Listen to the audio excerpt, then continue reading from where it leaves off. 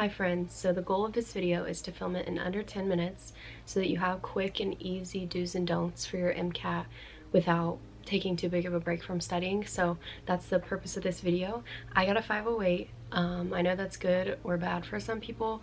My friend who got a 516, which is definitely good, he also gave me all the same tips. So these are just our tips that we're gonna give you, and let's just jump right into it so you don't listen to me yap. Okay, do's: use pre-made Anki deck cards on the Kaplan books.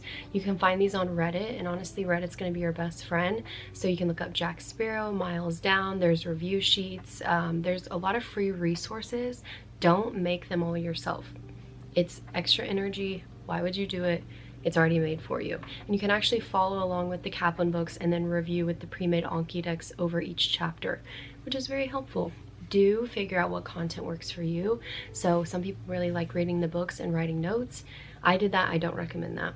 You can also find videos. This is like a YouTube channel I really liked. But some people also are really good at just being disciplined and grasping it firsthand. So maybe just reading the books once is fine for you. Maybe you have to keep going back, but make sure that you consolidate the topics before you really move on, because you'll just have to keep jumping back and forth. Don't take one person as the truth. I know I'm giving you advice, but what I say is not the truth. Even if they got a 528, does not mean that it's going to work for you. So you have to figure out what your study technique is, what works for you, and don't be discouraged when the common things aren't working for you. You just have to try something new.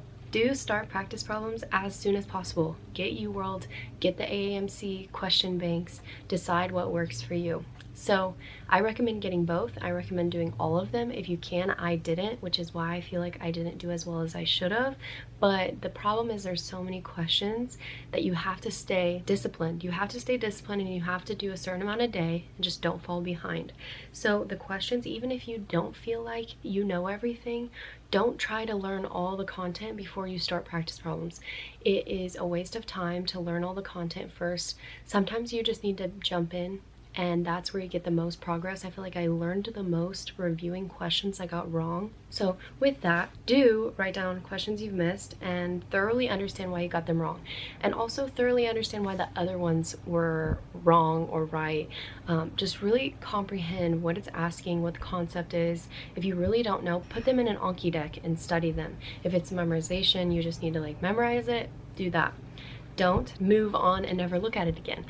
If you're getting something wrong, it means you don't know what it is. And even the ones that you get right by chance, you also need to be reviewing those. So make sure that you're focusing on those concepts, because when you move on from it, it could be on the Mcat. So you don't want to move on. You want to really try to learn every single concept that you can. Do create flashcards of content, practice problems, practice test problems you missed. So this means when you take the 5 AAMC tests that you should buy in the bundle, because those are where you see the most accurate improvement, take those problems, go through each one, see, is this one that I just got right because I guessed? Who is here? Okay, where the heck was I? I think I was about to say, don't ignore any of the problems that you missed. Put them somewhere, review them, and review them consistently. Even the ones you got right, kind of look over and be like, would I get that right again? Be disciplined. Even 15 minutes a day is worth it. Start with 15, and if you do more, great. If you don't, at least you did 15 minutes that day. You can even make rewards, like I won't have my coffee, or I won't get on TikTok, which is sad. I won't get on TikTok until I do 15 minutes at least. Sometimes we have to set prizes for ourselves to do things we really don't want to do. So that's a recommendation that you could maybe try if you're having a problem with discipline. And don't keep pushing it off. We have so much time that we spend on our phones. You have time to study. I know it feels like you don't have any time to study, but it's not an excuse anymore. Go to your screen time, look at your hours you're spending on social media or doing other things, and you have plenty of time, but you have to be disciplined, which is the hardest part, and I understand because I've been through it. It's literally so horrible. Do use Pomodoro or study timers. Give yourself breaks, even if it's only like a 10-minute break or a 5-minute break. Don't sit there for long periods of time, because you will burn yourself out. I sometimes just didn't have a timer. If I really felt like motivated, I wouldn't do the study breaks, but I still recommend them, even though that's kind of not how my brain is wired all the time. Do plan out your practice exams. Take all 5 and record your scores. Record whether you went up in psychology or down in biology. You know, you need to see where your improvement's happening so you know which ones to focus on. If you're getting close down to the wire, you need to know what should be the focus. Don't take all of them right before your exam. You won't have enough time to review. You won't have enough time to put them in Anki to like do them daily and, you know, see how good your mastery is of them. So don't do it too late or you won't see progress. Try to space them out probably like a month in between.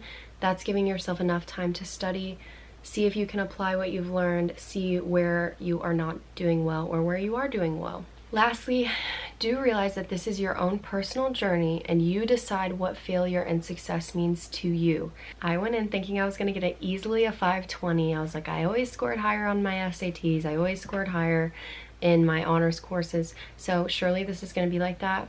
It wasn't like that for me. And if it's like that for you, that is amazing. If it's not, and it's like that, how you had a rude awakening starting with a 487, you just have to adjust to that. You know what you are capable of. You know what you're capable of achieving with discipline. So set realistic goals. Don't always feel like a failure because you're setting these unrealistic goals for yourself. You just don't know how hard it is until you start. And it's okay if it's harder than you thought. You just got to get over it. And you have to redefine success. Don't compare yourself to others. Comparison is the thief of joy. You don't need to compare your intelligence to someone else's intelligence. My friend got a 516, I got a 508. He's in med school, and if I get into med school, we are both going to be doctors. It doesn't matter that he scored higher than me or that I scored lower. We're all achieving the same goal.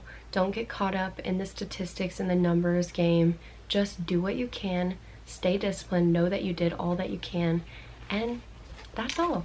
I hope that was under 10 minutes. I have a really messy room and I'm sorry about that. I'm literally going to Florida tomorrow morning. So I just wanted to go ahead and give you those quick little tips. I wanted to make it short so you guys can go back to studying. And just know that I'm on your side. You can comment down below your journey, comment anything, and I'll respond because I love being able to talk to people about the hardest thing that I've ever done.